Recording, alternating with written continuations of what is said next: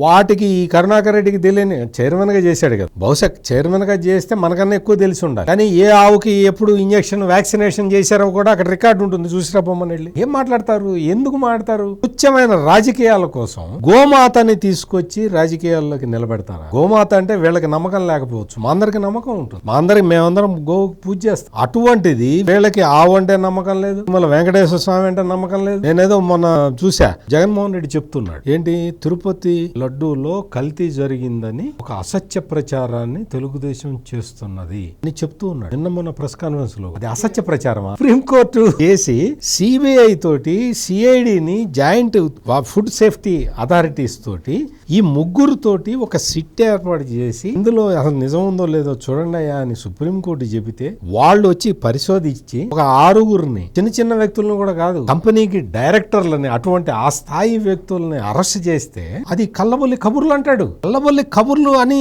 అసలు పబ్లిక్ ని నమ్మించటానికి చెబుతూనే ఉన్నాడు ఇంకా.